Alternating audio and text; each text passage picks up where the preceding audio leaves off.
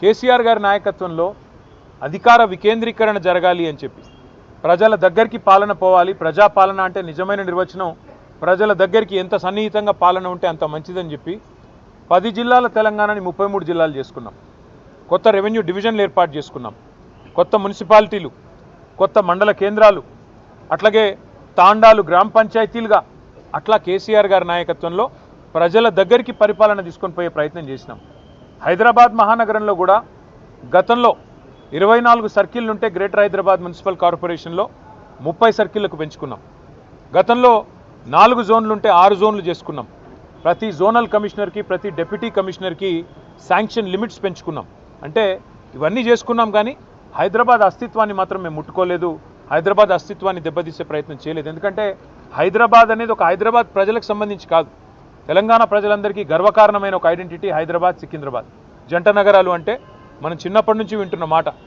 అట్లాంటిది ఇవాళ ఈ తుగ్లక్ ముఖ్యమంత్రి ఆయన తీసుకున్న ఒక నిర్ణయం వల్ల సికింద్రాబాద్కు ఒక ఐడెంటిటీ అనేది లేకుండా, ఒక అస్తిత్వం అనేది లేకుండా సికింద్రాబాద్ని శాశ్వతంగా చరిత్ర పుటలకి మరి పరిమితం చేసే విధంగా ఈ ముఖ్యమంత్రి, ఈ ప్రభుత్వం తీసుకున్న ఒక నిర్ణయాన్ని వ్యతిరేకిస్తూ ఒక రాజకీయ పార్టీ కాదు, సికింద్రాబాద్లోని అన్ని వర్గాల ప్రజలు ఒకటై, దానిలో అక్కడ ఉన్న ప్రజాప్రతినిధులంతా మా వాళ్ళు. సికింద్రాబాద్ ఎమ్మెల్యేగా పద్మారావు గారు ఉన్నారు, సనత్ నగర్కి శ్రీనివాస్ యాదవ్ గారు ఉన్నారు, అట్లాగే మరి మా నాయకులందరూ ఎమ్మెల్యేలు, ఎమ్మెల్సీలు ఉన్నారు. వారందరినీ కూడా వారు ఆహ్వానించారు. సికింద్రాబాద్కు సంబంధించిన పుర ప్రముఖులు, సికింద్రాబాద్కు సంబంధించిన మరి సికింద్రాబాద్ ప్రేమికులు వారు ఆహ్వానించి సికింద్రాబాద్ అస్తిత్వాన్ని మరి ఇక్కడ పుట్టిన బిడ్డలుగా మరి మీరు కదా కాపాడాలి, ఈ ప్రభుత్వం తుగ్లక్ పనులు చేస్తుంటే మీరేం చెయ్యరా అని వారు మీటింగులు పెట్టి పిలిస్తే మేము మా పార్టీగా పోయి చెప్పినాము. ఏం చెప్పాము? ఈ జంట నగరాలు జోడెద్దులు, ఈ జంట నగరాలకు స్పెషల్ ఐడెంటిటీ ఉన్నది. లష్కర్ అంటారు, పట్నం అంటారు. ఇట్లాంటి అస్తిత్వాన్ని దెబ్బతీయకండి, అనవసరంగా తుగ్లక్ పనులు చేయకండి.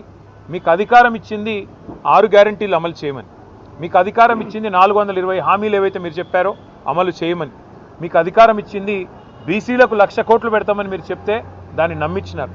మీకు అధికారం ఇచ్చింది ఎస్సీలకు, ఎస్టీలకు కేసీఆర్ గారు 10 లక్షలు ఇస్తున్నాడు దళిత బంధు, నేను 12 లక్షలు ఇస్తానంటే నమ్మి మీకు ఇచ్చారు. మరి 2 ఏళ్ళు అయింది. హైదరాబాదు, సికింద్రాబాదు ఈ జంట నగరాల్లో ఒక ఇల్లు కట్టినావా? కనీసం ఒక ఇటుక పెట్టినావా ఈ 2 ఏళ్లలో? ఒక్క ఇల్లు కనీసం 2 ఏళ్ళు అయిపోయింది, చేయలేదు, మంజూరు చేయలేదు. ఒక్క కొత్త రోడ్ వేసినావా? ఒక్క కొత్త ఫ్లైఓవర్ కట్టినావా? ఏదీ లేదు. ఉన్నవి కూలగొట్టుడు తప్ప కట్టిందైతే ఏం లేదు. ఆ కూలగొట్టే క్రమంలో విధ్వంసం మాత్రమే తెలిసిన ఈ ముఖ్యమంత్రి ఇవాళ సికింద్రాబాద్ అనే పదాన్నే లేకుండా విధ్వంసం చేసే ఆలోచన చేస్తుంటే దాన్ని ప్రతిఘటిస్తూ ఇవాళ సికింద్రాబాద్ పెద్దలందరూ కలిసి ఒక శాంతి ర్యాలీ అని పెట్టుకున్నారు. దానికి మమ్మల్ని అందరినీ ఆహ్వానిస్తే ఇవాళ ఉదయం అందరం తెలంగాణ భవన్లో సమావేశం అవుదాం. ఇక్కడ సమావేశమై మన గౌరవ ప్రజాప్రతినిధులందరం కూడా కలిసికట్టుగా పోదాం, సంఘీభావం చెప్దామని చెప్పి మేమందరం ఇక్కడ చేరుకున్న తర్వాత మాకు తెలిసింది శ్రీనివాస్ యాదవ్ గారిని హౌస్ అరెస్ట్ చేసే ప్రయత్నం చేస్తున్నారు, పద్మారావు గారిని హౌస్ అరెస్ట్ చేసినారు, మిగతా మన కార్పొరేటర్లని, మిగతా మా నాయకులని దాదాపు 8,000 మంది మా సోదరులని, సోదరిమణులని ఎక్కడి వాళ్ళని అక్కడ అరెస్టులు చేస్తూ ఉన్నారని చెప్పి ఇక్కడికి వచ్చిన తర్వాత తెలిసింది.